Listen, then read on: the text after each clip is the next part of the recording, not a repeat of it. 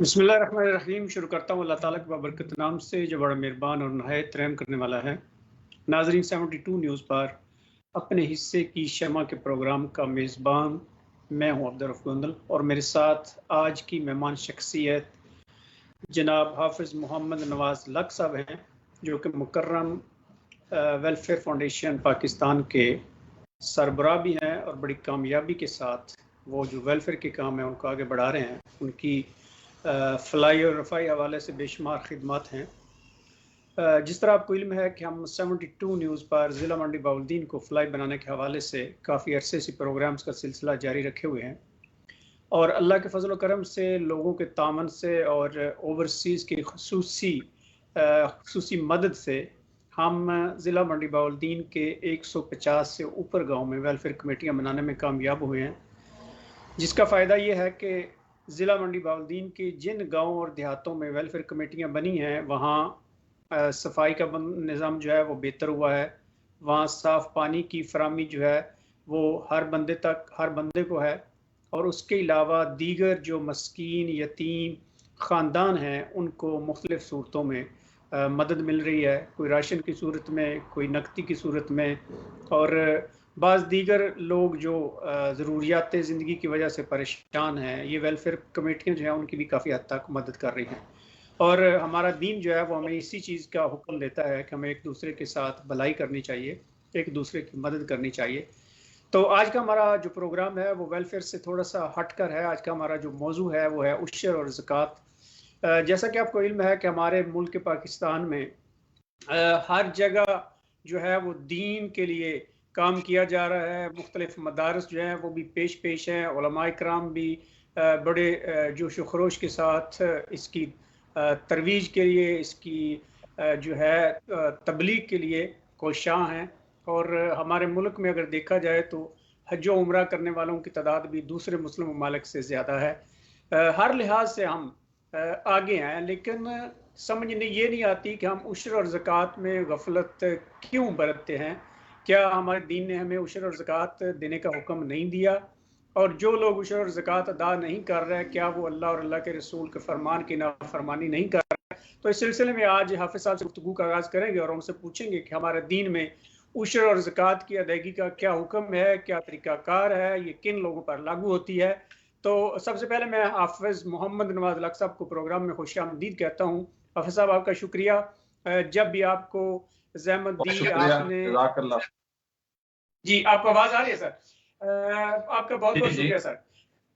हाफिज़ साहब, आज के प्रोग्राम का हमारा मौजू जो है वो उशर अदा करने का शरई हैसियत और उसकी अदायगी का तरीक़ाकार है। जिस तरह मैं जिक्र कर रहा था कि हमारे ज़िला मंडी बहाउद्दीन में भी माशाल्लाह हर मकतबा फ़िक्र के लोग जो हैं वो दीन में बहुत दीन के लिए बहुत काम कर रहे हैं, हर कुर्बानी के लिए हर वक्त तैयार होते हैं। लेकिन ये जो हमारे दीन की बुनियादी चीज़ें हैं, जो अल्लाह और अल्लाह के रसूल के अहकामात हैं, उनको बाज़ औक़ात हम इग्नोर करते जाते हैं। इसकी क्या वजूहात हैं और जो लोग उशर और ज़कात अदा नहीं कर रहे हैं उनके लिए हमारे दीन ने क्या हुक्म दिया है? ज़रा इस पर तफसील से गुफ्तगू कीजिएगा ताकि नाज़रीन को समझ आ सके कि हम दीन की नाफरमानी करके किस सज़ा के मुर्तकिब हो सकते हैं। बिस्मिल्लाहिर्रहमानिर्रहीम। मैं आपका बहुत मशकूर हूँ कि आज एक बड़े अहम टॉपिक पे गुफ्तगू करने का मौका मिल रहा है। जो सबसे पहली बात आपने ये कही कि ज़कात और उशर के मुतल्लिक नबी करीम सल्लल्लाहु अलैहि वसल्लम की हदीस पाक है, हुज़ूर ने इरशाद फरमाया कि इस्लाम की बुनियाद 5 चीज़ों पर रखी गई। वो जो 5 चीज़ें रसूल कायनात सल्लल्लाहु अलैहि वसल्लम ने इरशाद फरमाई, उनमें जहाँ इस चीज़ की गवाही देना कि अल्लाह एक है, मोहम्मद सल्लल्लाहु अलैहि वसल्लम अल्लाह के बंदे और उसके रसूल हैं, नमाज पढ़ने की गवाही देना, नमाज पढ़ना, हज करना, वहीं पर हुक्म है ज़कात देना। यानी ज़कात देना इस्लाम की बुनियादी जो चीज़ें हैं उनमें से एक चीज़ है। अब जो उशर है ये दर हकीकत ज़कात की एक किस्म है। ये यूं समझ लें कि जिस तरह हम सोना चांदी की या प्रॉपर्टी की या माल तिजारत की ज़कात देते हैं, تو یہ زمین کی پیداوار کی جو زکوٰۃ ہے اس کو عشر کہا جاتا ہے. تو اس کو عشر اس لیے کہا جاتا ہے کیونکہ یہ جو بانی علاقے جس وقت یہ عشر لاگو کیا گیا، واجب ہوا، اس وقت کیونکہ یہ ٹیوب ویل کا دور نہیں تھا، قیمتاً پانی لگانے کا زمانہ نہیں تھا. جو ہمارے زمیندارہ سسٹم میں معاملہ ہوتا ہے، جو ہم گورنمنٹ کو ٹیکس دیتے ہیں پانی کے استعمال کی صورت میں، وہ چیزیں نہیں تھیں. بارش کے ذریعے ہی پانی سیراب ہوتے تھے یا اپنے ذاتی چشموں کے ذریعے. تو جو عشر تھا وہ تھا کل پیداوار کا 10واں حصہ. تو 10ویں حصے کو یا 10 کو عشر کہتے ہیں. اس لیے زکوٰۃ کی یہ جو قسم ہے اس کا نام عشر پڑ گیا.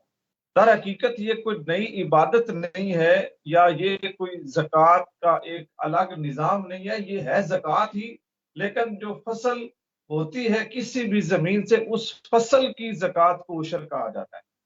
اور پھر جس وقت یہ تھوڑا سا زمانے نے جدت اختیار کی، پانی قیمتاً لینے پڑے، یہ لوگوں نے ڈیزل خریدنے شروع کی، یا مطلب ایسا طریقہ کہ جو قدرتی ذریعہ نہیں تھا زمین کو سیراب کرنے کا، پانی سیراب کرنے کے لیے جب قیمتاً پانی کا استعمال آ گیا اور اس کے اوپر اخراجات اٹھنے لگے، تو فقہاء کرام نے یہ ایک اجتہادی مسئلہ آپ سمجھ لیں، نبی کریم صلی اللہ علیہ وسلم کی احادیث سے انہوں نے اس کو مستنبط کیا کہ 10ویں کی بجائے وہ زمینیں جو بارانی نہیں ہیں بلکہ قیمتاً پانی سے سیراب کی جاتی ہیں ان کا 20واں حصہ دیا جائے.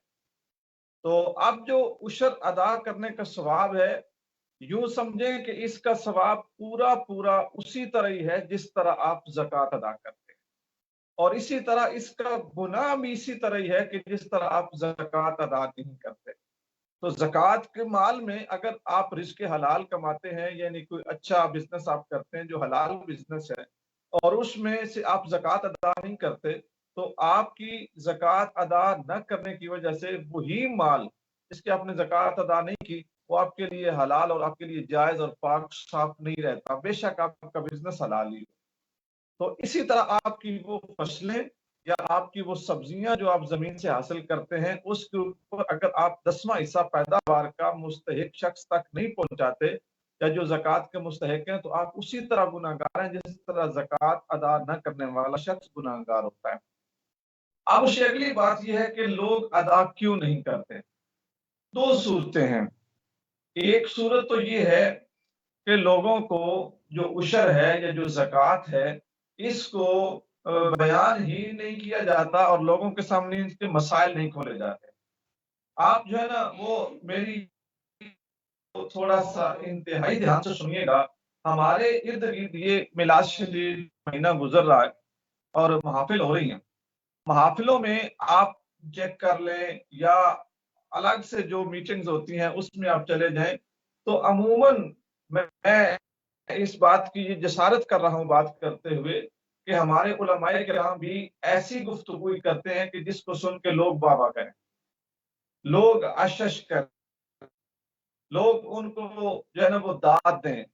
ٹھیک ہے، تو یہ جو مسائل ہوتے ہیں جو فقہی مسائل، جب فقہی مسائل کی آپ کوئی بھی نشست کریں گے تو چونکہ لوگوں کو تو وہ آتے ہی نہیں ہے، تو جب لوگوں کو آتے ہی نہیں ہے تو لوگوں کو اس میں دلچسپی نہیں ہوتی. آپ اس چیز کو سمجھتے ہوں گے کہ چونکہ ہمارا پنجابی علاقہ ہے تو جس وقت بھی کوئی مولانا صاحب تقریر کرتے ہوئے پنجابی میں کوئی سلطان باؤ کا یا کوئی کھڑی شریف والے میاں محمد صاحب کا شعر پڑھتے ہیں نا تو ہمارے لوگ جیسے شعر شروع ہوتا ہے تو جھومنے لگ جاتے ہیں. اس کی وجہ کیا ہے کہ انہوں نے وہ پہلے سنا ہوا ہے. اب جو عشر ہے، عشر ایک نام ہی ایسا ہے کہ آپ زمیندار کے پاس چلے جائیں اور اس سے آپ کو پوچھیں چاچا جی، بابا جی، ماما جی، آپ عشر کو جانتے ہیں؟ تو وہ آپ کو یہی کہے گا کہ جناب ہم نے تو یہ سنا ہی نہیں ہے، یہ کوئی کسی سپرے یا کسی دوائی کا نام تو نہیں ہے، کیونکہ اس کو کسی نے بتایا ہی نہیں ہے.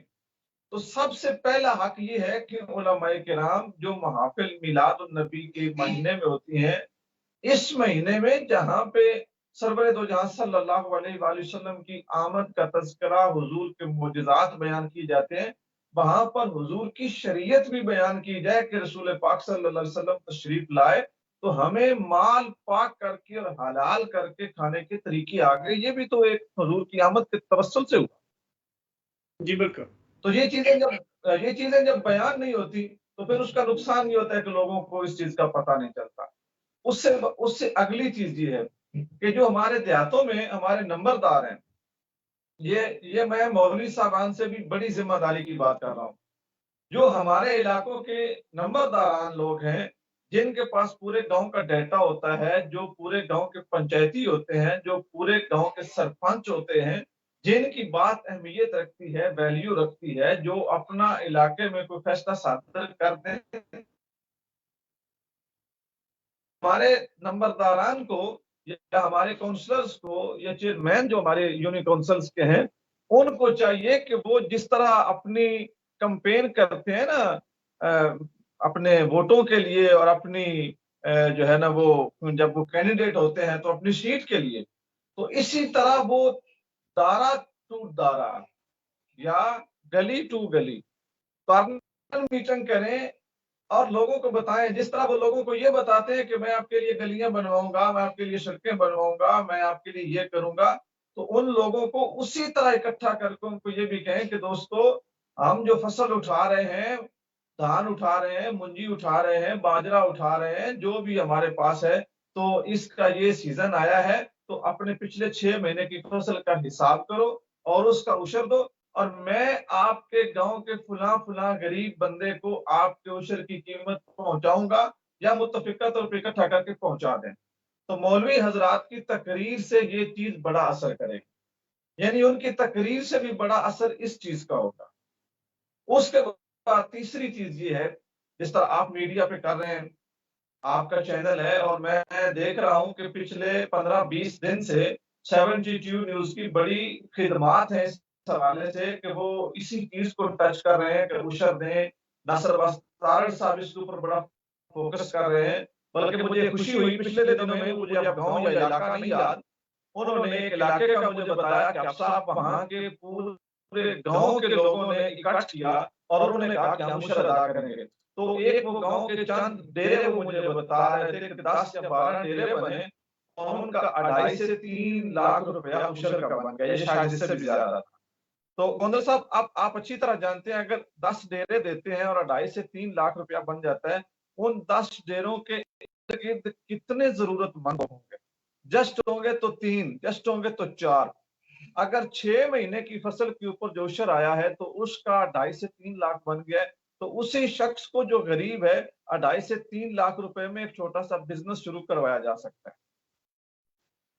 اگلے 6 مہینے میں اگلی فیملی کو کروایا جا سکتا ہے، اس سے اگلے 6 مہینے میں نئی فیملی کو کروایا جا سکتا ہے۔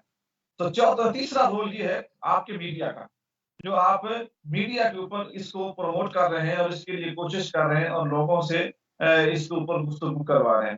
اس کے بعد جو چوتھا ہے نا، وہ یہ ہے کہ جو ہماری گورنمنٹ ہے، ہمارے ملک کے جو سربراہان ہیں، یہ ان کی ذمہ داری بھی بنتی ہے کہ جیسے دیکھیں نا، اس طرح اس دفعہ گورنمنٹ نے عشر رحمت للعالمین منایا، اور ایک بڑی خوشی کی بات تھی کہ پورے ملک میں آفیشلی سرکاری طور پہ سرور دو جہاں صلی اللہ علیہ وآلہ وسلم کی آمد کا عشرہ منایا گیا، ایک بہت اچھی چیز۔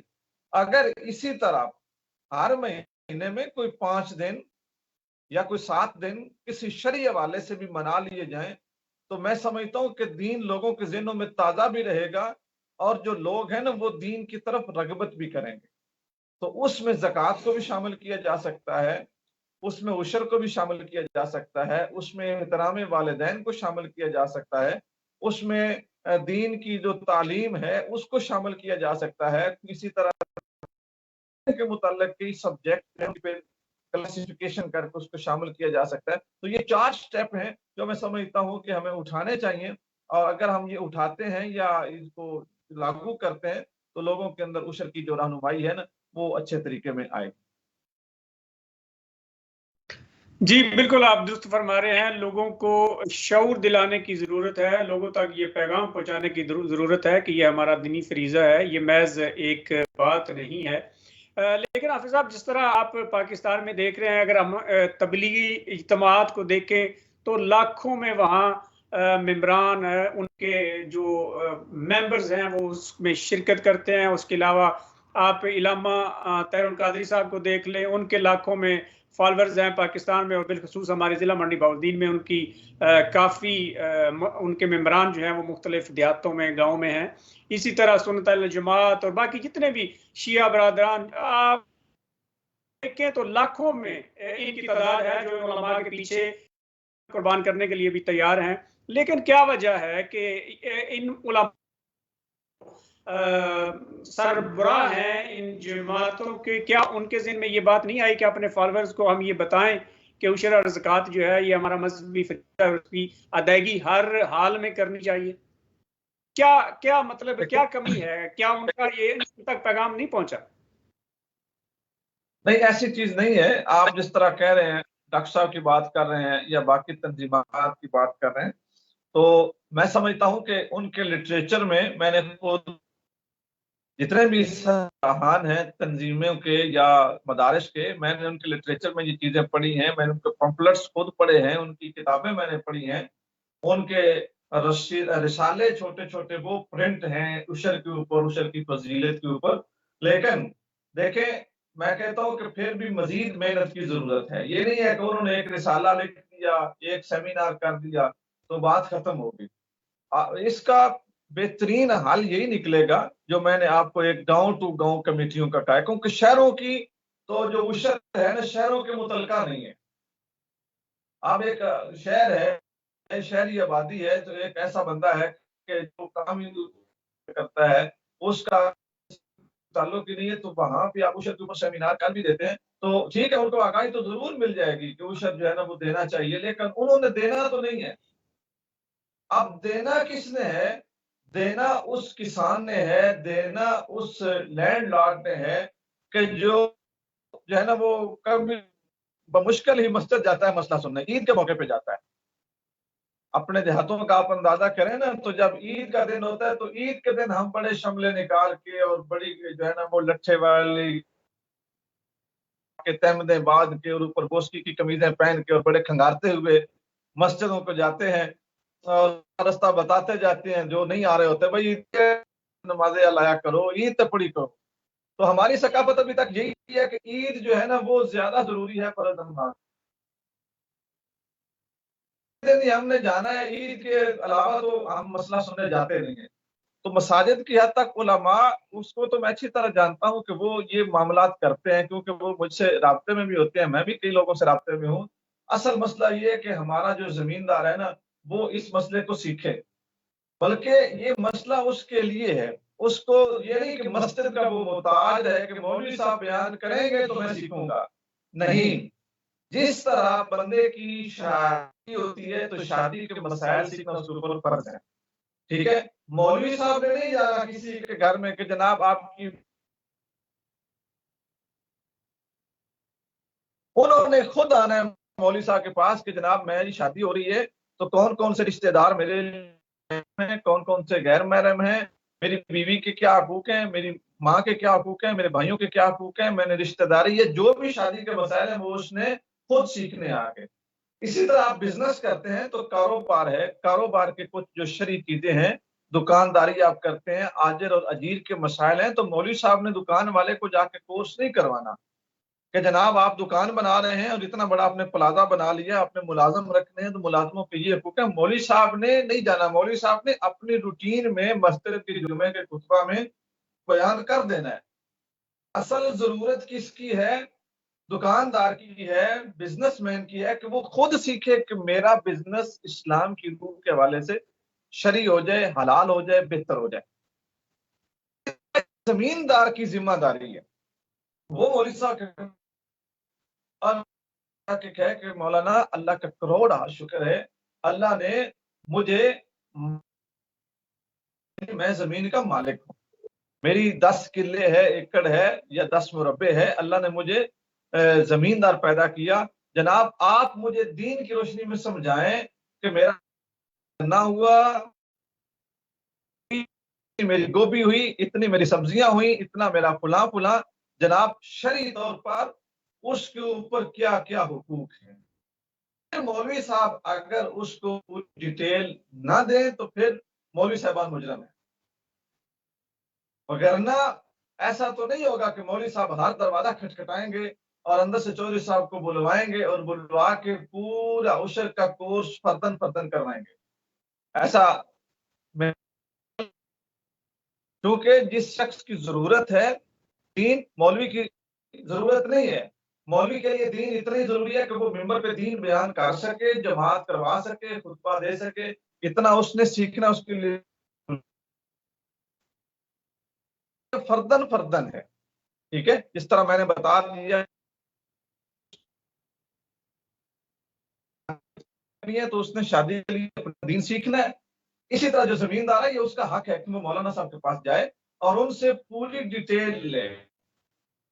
اب اتنا کچھ حاصل ہوا، میں مزارع تھا یا مالک تھا، اتنا مجھے کس طرح عشر دینا ہے، تو پھر وہ پوری ڈیٹیل میں اس کو سمجھا دیں گے.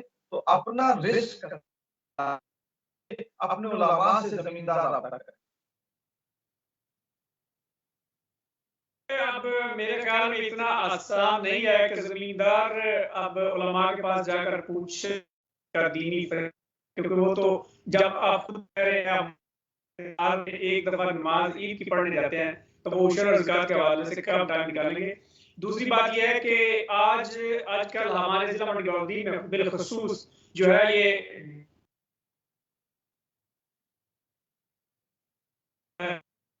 جب میں اسکول جاتا ہوتا تھا مجھے بڑا اچھی طرح یاد ہے، میرے نانا ابو جو ہے وہ صبح اٹھاتے تھے، سب سے پہلے مسجد بھیجتے تھے، قرآن پڑھ کے نماز پڑھ کے پھر واپس آ کے اسکول کی تیاری ہوتی تھی. بالکل سب کچھ تبدیل ہو گیا ہے. اب تو کسی نے قرآن کا کوئی سپارہ پڑھنا ہے تو مولوی صاحب کو گھر بلاتے ہیں پچھلے ٹائم کہ آپ نے آ کر ہمارے بچے کو قرآن کا سبق دینا ہے. نہ کوئی مسجد میں جاتا ہے، نہ کوئی مولوی صاحب سے پوچھتا ہے، نہ دوسرے لوگوں کو دیکھتا ہے کہ کیا نماز پڑھنے کا کیا طریقہ ہے، پڑھنا ہے، ہمارا دین کیا کہتا ہے. تو یہ ساری جو خامیاں ہیں ان کو علماء کی مدد کے بغیر دور کرنا ممکن نہیں ہے. علماء بھی بدقسمتی سے نظریہ ضرورت کو زیادہ تر علماء جو ہیں وہ بات کم کرتے ہیں جو انہیں، اور وہ باتیں زیادہ کرتے ہیں جن سے لوگ خوش ہوں. آپ بھی اس چیز کو مان رہے ہیں. تو یہ جو عام لوگوں کے درمیان جو جن کو یہ شعور نہیں ہے ان کے درمیان، اور یہ جو دین کو سمجھ درمیان یہ جو خلا ہے اس کو کیسے ختم کیا جا سکتا ہے تاکہ یہ ایک دوسرے کے قریب آئیں اور سمجھیں کہ دین یہ ہے، قرآن و سنت کا یہ حکم ہے، اس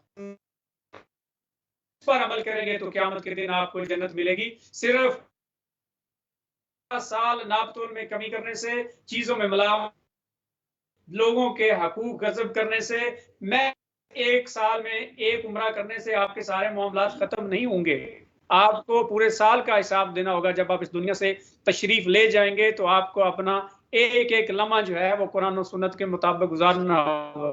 تو یہ کیسے ممکن ہو سکتا ہے افسر؟ فضل صاحب، آپ نے جو بات کہی ہے آپ نے بڑی دکھتی ہوئی رگ پہ ہاتھ رکھے ہیں. جس طرح آپ کے کہ ڈگریوں کی سیل لگی ہوئی ہے، لوگ ڈگریوں کے پیچھے دوڑ رہے ہیں، دینی کم. میں آپ کو یقین دلاتا ہوں آپ کسی مسجد کے امام یا کسی مسجد کے خطیب کی تنخواہ 50,000 رکھتے ہیں، آپ کو لائن زمیندار اور اچھے پڑھے لکھے لوگ مولوی بنتے نظر آئیں گے. بندر صاحب پرابلم یہ ہے، اور بالخصوص دیہاتوں کا، کیونکہ میں ایک دیہات کا مولوی ہوں اور میں ان چیزوں کو بڑے قریب سے سمجھتا ہوں. یہ الگ بات کہ میرے اپنے معاملات ہیں، میں نے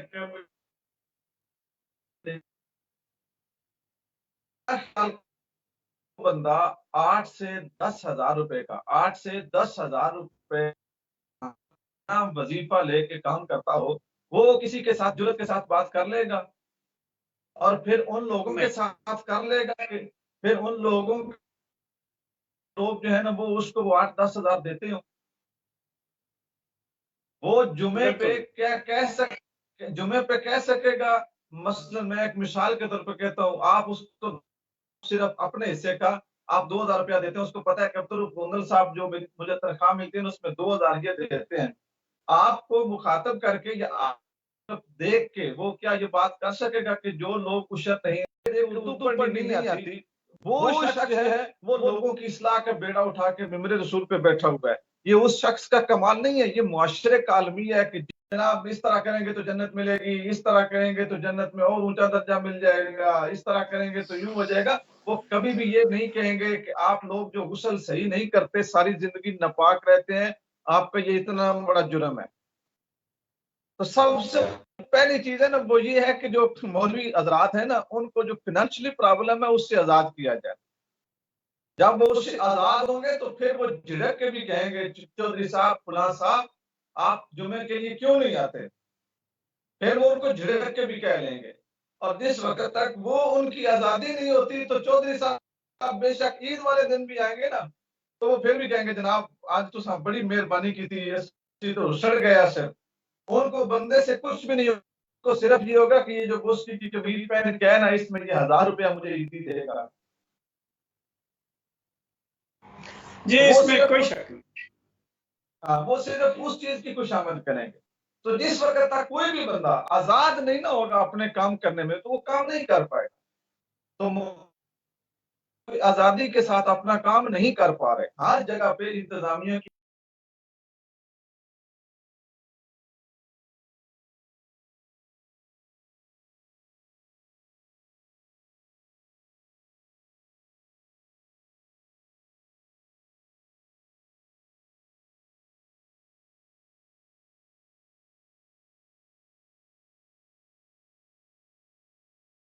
اگر پونے گھنٹے کی سپیڈ 20 سے 25 منٹ اسی خوشامد میں لگ جائیں گے کہ انتظامیہ والوں نے لائٹیں بڑی لگائی ہیں, انتظامیہ والوں نے لنگر اچھا بنایا ہے, انتظامیہ والوں نے مجھے دعوت دی ہے, میں اتنے اس قابل تو نہیں تھا کہ آپ کو آ کے تقریر سناؤں لیکن میں آ گیا ہوں, ان کا حکم تھا تو میں آ گیا ہوں. نہیں بھائی ان کا حکم کیوں ہو گیا؟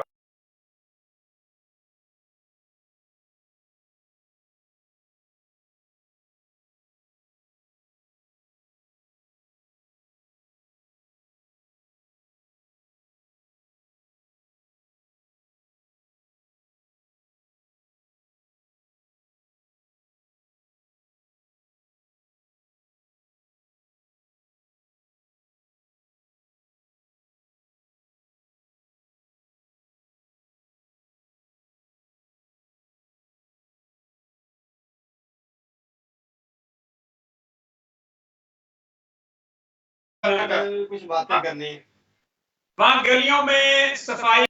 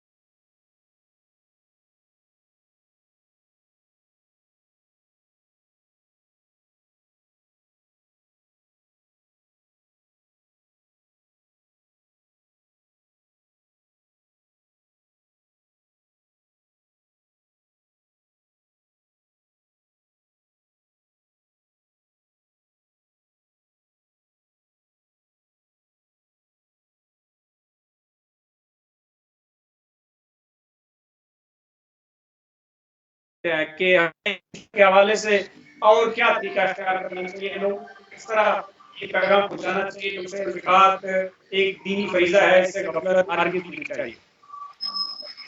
السلام علیکم بندر صاحب اور حافظ صاحب, سننے دیکھنے والے ناظرین.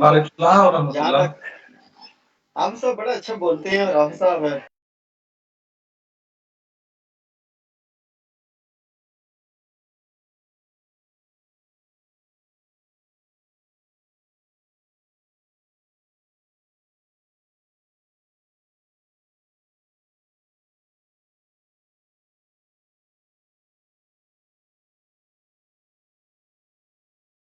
بوڈی سے اتنا اوپر اٹھ کے بتاتے ہیں اور ان کو نیچے سے جو وہ वो पता नहीं अब उसको क्या कहते हैं, हम पंजाबी में तो अमतारू कहते हैं, वो गिर जाता है।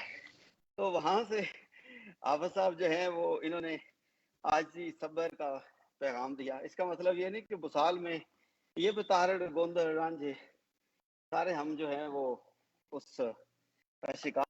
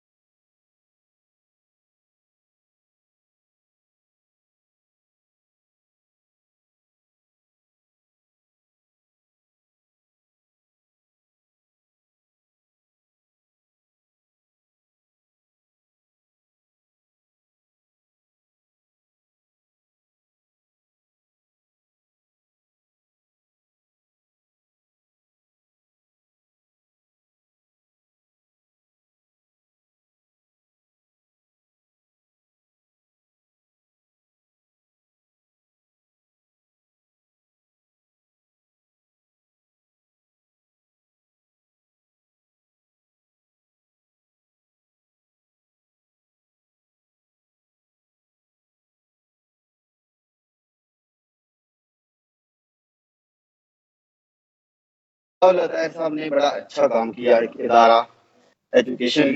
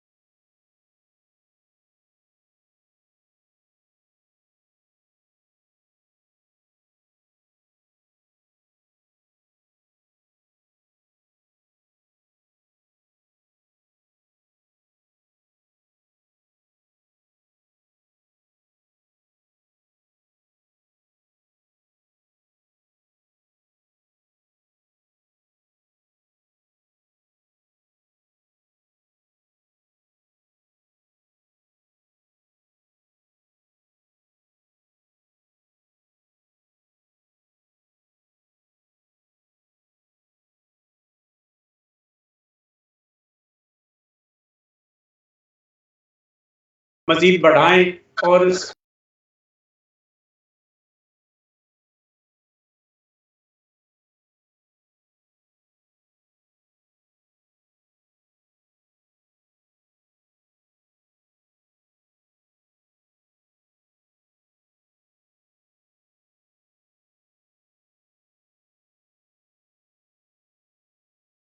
پہ کھڑے ہوں گے نا وہ پنچنگ کر رہے ہوں گے سب کو جو ہے نا انہوں نے ٹھیک کر دیا ہے. تو میں ریکویسٹ یہ کروں گا ہاں جی تو اس لیے انہوں نے سب کو جو ہے وہ چیز لٹانا تھا اور اپنی وہ جو ہے نا ایکسرسائز جو وہ وہاں پہ کر رہے تھے اس کا انہوں نے زور لگایا ہے وہاں پہ.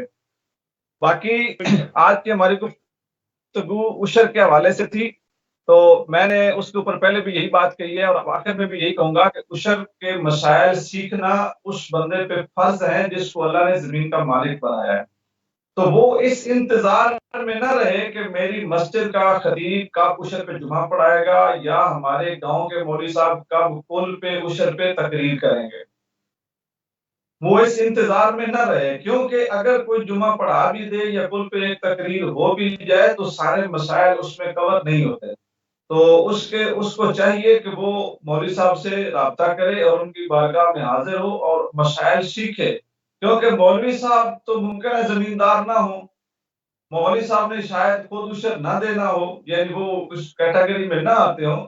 تو جس شخص نے ادا کرنا ہے یا جس کو اللہ نے یہ شرف دیا ہے اس کو چاہیے کہ وہ سیکھے اور سیکھنے کے بعد پھر اس کو ادا کرے. دوسری چیز جو آپ نے خلیج کی بات کی تھی کہ ہم اس خلیج کو کیسے کم کر سکتے ہیں تو میں سمجھتا ہوں کہ جو اسپیکنگ پاور ہے یہ دنیا کی سب سے بڑی. آپ بولنا جانتے ہیں تو آپ سب کچھ جانتے ہیں ٹھیک ہے. علماء کرام کو بھی یہ چاہیے کہ وہ جو لڑائی جھگڑے ہیں یا جو مطلب پریشانیاں ہیں میں نے پچھلے پروگرام میں بھی ایک لڑائی جھگڑے کی بات کہی تھی کہ وہ ان چیزوں سے اپنے آپ کو ذرا بچائیں اور دین کی جو تعلیم ہے اس سے لوگوں کو روشناس کرانے پہ فوکس کریں. اور لوگوں کو بھی چاہیے کہ وہ مولوی حضرات کو صرف یہی نہ سمجھیں جس طرح ناصر صاحب کہہ رہے تھے نا کہ ہفتے میں 4 دن ہوتے ہیں ملاقات کے لیے ٹھیک ہے. میں جو کہ خود اس طبقے کا آدمی ہوں مجھے اچھی طرح اندازہ ہے کہ آپ اگر کسی زمیندار کے ڈیرے پہ چلے جائیں نا تو گوندل صاحب آپ بھی اس چیز کی گواہی دیں گے زمیندار کے ذہن میں سب سے پہلی چیز یہی آتی ہے کہ شاید مولوی صاحب کو آج دودھ کی ضرورت ہے یا شاید مولوی صاحب کو آج کچھ لکڑیوں کی ضرورت ہے یا شاید مولوی صاحب کے گھر کا کچھ بل زیادہ آ گیا تو وہ تعاون کے لیے آئے ہیں یا شاید مولوی صاحب نے کوئی محفل مسجد میں رکھی ہے تو فنڈ لینے کے لیے آئے ہیں. ہمارے ذہن میں بھی مولوی صاحب کو دیکھ کے کئی چیزیں پیدا ہو جاتی ہیں. تو ہمیں بھی یہ چاہیے کہ یہ جو دین کے خادم ہیں ایک تو ہم جس وقت مولوی صاحب کے اپوائنٹمنٹ کریں جو میں نے پہلے بات کی کہ چیک کریں کہ کیا یہ بندہ مسجد کے ممبر کے اور مصلی کے میرٹ پہ بھی آتا ہے یا بس صرف مولوی صاحب ہیں. تو سب سے پہلی چیز یہ کہ میرٹ رکھا جائے کہ کس شخص کو ہم نے مصلی پہ کھڑا کرنا ہے. تو جب آپ میرٹ پہ لائیں گے تو پھر پورے محلے پہ بے شک میں تو اس حق میں ہوں میں کہتا ہوں کہ ان لوگوں نے اگر اپنے اندر دین زندہ رکھنا ہے نا تو گاؤں کا کاؤنسلر یا نمبردار یا چیئرمین لوگوں کے اوپر پیسے لگائے کہ بھائی ہر گھر نے 500 یا 1000 روپیہ دینا ہے. مولوی صاحب کو جب ہر مہینے 50-60 ہزار روپیہ ملے گا نا تو ان کے تبلیغ کا انداز بھی بدل جائے گا. مولوی صاحب آگے نماز پڑھا رہے ہوتے ہیں پیچھے ان کو فکر ہوتی ہے کہ پتہ نہیں کیا بنے گا میرے فلاں کام کا اور ہم بڑی آسانی سے کہہ دیتے ہیں مولوی صاحب اللہ خیر کرسی. مولوی صاحب کے متعلق اللہ خیر کرتا ہے. ہم جو خود 24 گھنٹے کام کرتے ہیں صرف انہیں اپنے مسائل کو جانے کے لیے اللہ ہمارے لیے خیر نہیں کرتا. ہم نے سمجھنے ہیں ٹھیک ہے. اس وقت یہ چیزیں حل ہو جائیں گی نا تو مولوی صاحبان مینٹلی طور پہ آزاد ہو کے کام کرتے ہیں اور میں اس میں ایڈ کرنا چاہوں گا کہ آپ صاحب کی بات بڑی بالکل زبردست ہے. میں سمجھتا ہوں اس کے اوپر عمل کرنے کے لیے مولوی صاحب کو معیشت جو ان کی ہے اس کو اب ویلفیئر کمیٹیوں کو یہ جو ہے وہ لینا چاہیے اس کے اوپر کہ آپ مناسب ان کی ایک اچھی سیلری جو ہے وہ رکھیں. کہ اگر منڈی بہاؤالدین کے اوورسیز گلیوں کی صفائیوں اور پانی کے بلوں کی میں لاکھوں روپے خرچ کر رہے ہیں تو یہ کوئی اتنا بڑا ایشو نہیں ہے. بس آگاہی کی ضرورت تھی اور یقیناً جو لوگ دیکھ رہے ہیں ان کو سمجھ آ گئی ہوگی. باقی بھی ہم سبھی لوگوں سے درخواست ضرور کریں گے کہ وہ اپنے اپنے پلیٹ فارم جو ہے. آخری بار میں آپ سے یہ وعدہ کرتا ہوں کہ آپ اوورسیز کو اکٹھا کریں اور کسی ایک گاؤں کے مولوی صاحب کو اس کا جو ماہانہ پیکج ہے نا وہ 30,000 سے اوپر کر دیں میں آپ کو گارنٹی دیتا ہوں کہ اس گاؤں میں تبدیلی آ جائے گی، اور یہ مشکل کام نہیں ہے۔ ناصر عباس تارڑ صاحب بھی سن رہے ہیں، اور میں بھی ہر ممکن کوشش کروں گا حافظ صاحب آپ کی اس تجویز کو قابل عمل